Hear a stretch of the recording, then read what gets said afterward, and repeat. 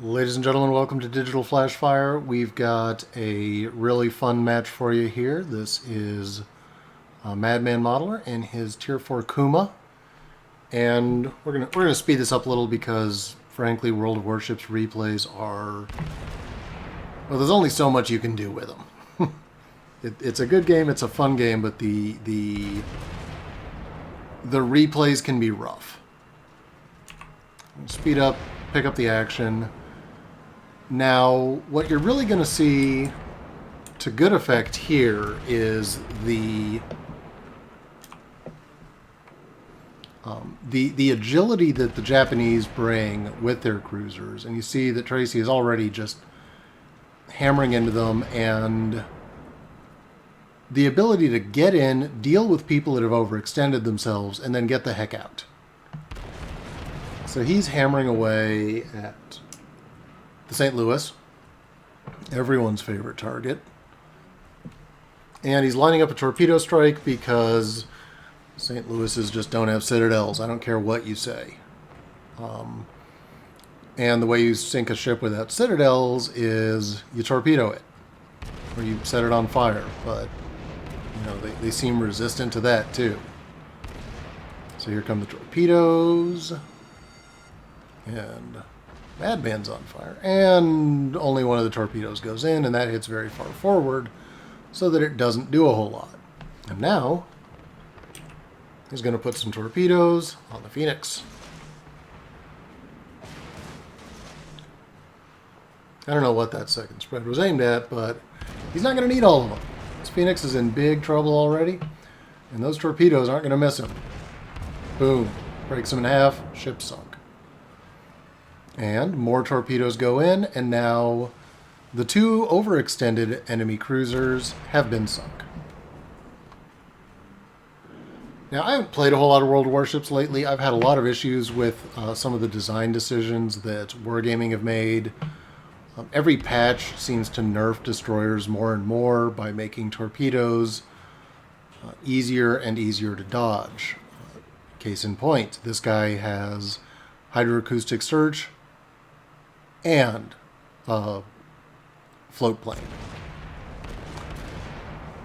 which just, you know, I get that getting blown off the field by destroyers isn't fun, but look at your map, use situational awareness, you know, don't drive in straight lines. There are steps you can take other than just wargaming handing you more reaction time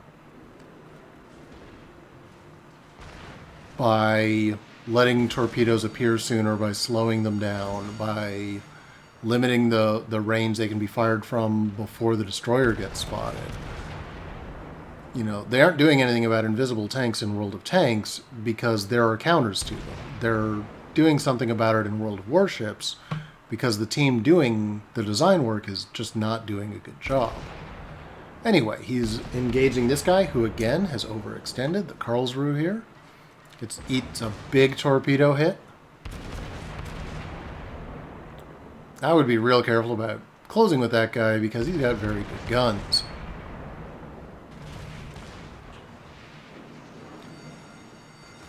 And he seems to be having a lot of luck with the fire on that.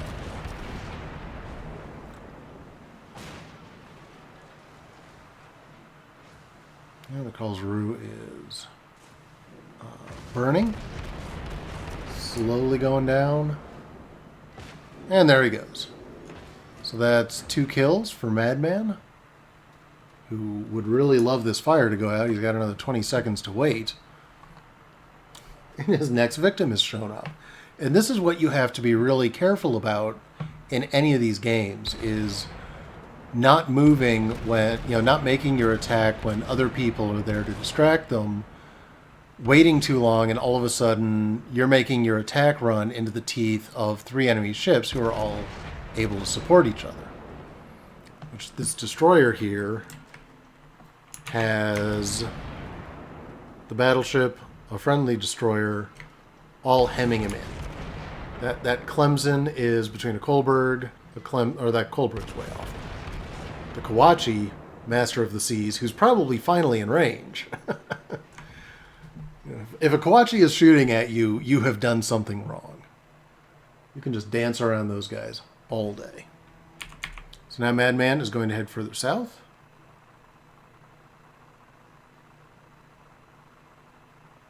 And let's pick up the action. So the guys in the south end have been playing a bit of a delaying action. They're dealing with the destroyers, which again are way too far out.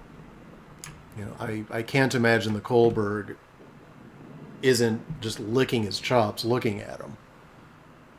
On the other hand, he's about to eat a lot of torpedoes, and that's going to fix things. Pops off some torpedoes at the Kuma, the enemy Kuma. And the Kuma's a good boat. I like the Japanese cruiser line. The Kuma's a nice little ship. I actually would have been shooting AP at that guy, because Kumas do not have a lot of armor. Oh, he is firing AP. Okay, good. Would have been fire. There we go. You'll notice the guys come to a stop because otherwise those torpedoes, you know, that's how you deal with torpedoes. You don't wait for wargaming to nerf them. You react. Hey, there's a Japanese cruiser. He has torpedoes. I should do something about that. And does a little bit of landscaping, because that's what you do in this game. Now, the friendly cruiser in sea has been killed. He managed to not get either of the destroyers, which is a bit disappointing. The Wix, well, the Wix has, I'm guessing the Wix and the Russian, I'm not even going to try to say that. We know the Russian has good guns. So now he's switched back to HE, and he's shooting on the Wix. It's a couple of nice hits on him. Reloaded.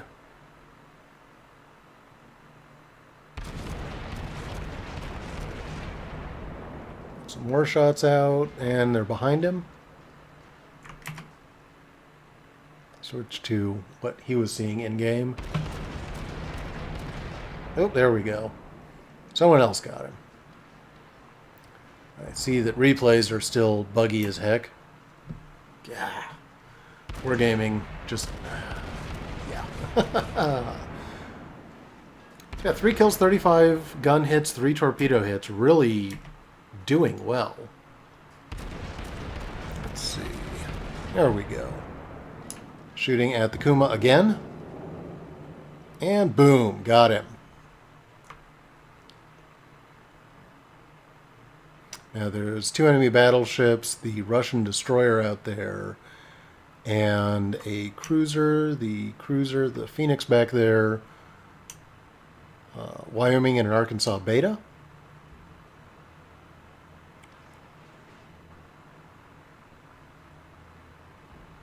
And going for a shot on the Arkansas Beta.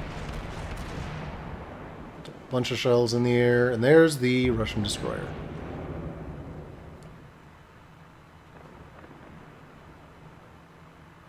Shells incoming, but not going to hit. And you'll notice that he's doing a really good job turning. He's doing a really good job of varying his speed, of evading, not being where the enemy expects him to be when the shells land. And there's another salvo that just wasted itself on the water.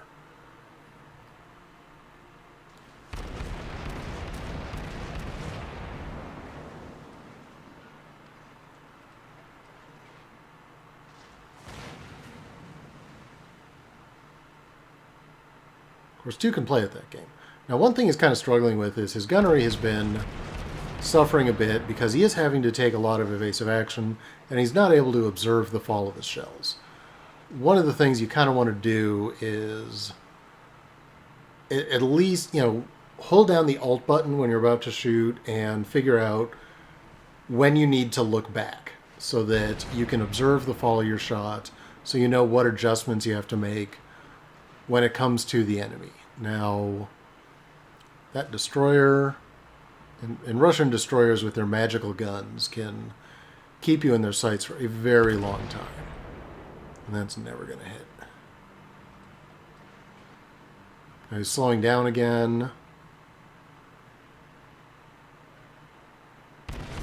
Now, my rule of thumb when I'm shooting at a speeding destroyer is if I'm fully zoomed in, he should barely be on the screen.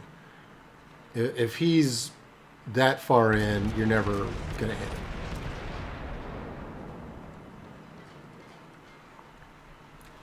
Even, usually what I do with destroyers is I actually zoom all the way in, then zoom out a step so that I have a chance at least of hitting the guy.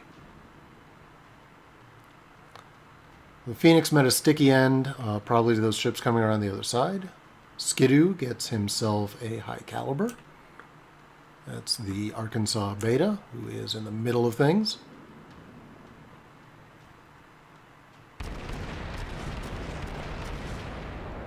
And there's a big pile of high explosive goodness coming in on the Arkansas.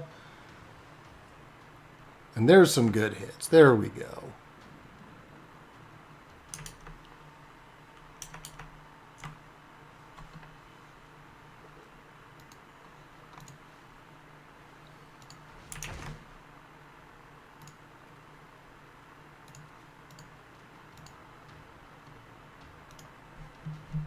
And again, he's still kind of looking around, flashing his camera around, making sure nothing's sneaking up on him. Puts another salvo out, and the Arkansas is burning badly. He's at 1,700 health. Boom. Kraken Unleashed. 5 kills in 1 battle. And after that, it's just a matter of time ticking down. As you can see, we've got 50 hits, 5 fires started, some flooding, 5 ships sunk, 3 incapacitations, 3 torpedoes hit. Did not come in first on experience. The Herman Melville actually beat him. What you expect of a great American author, by about 250. So he must have had a monster of a game. 950 damage from AP shells, 20,000 from HE, another 21,000 from torpedoes. All told, we're looking at 41, 45, 46, 47. 48,000 damage. Really nice battle for that. Sank a Phoenix, a Wix, Arkansas Beta, Phoenix, Arkansas Beta, Snoopy, yeah. Bunch of ships sunk. All right. Well, thanks for sending that in.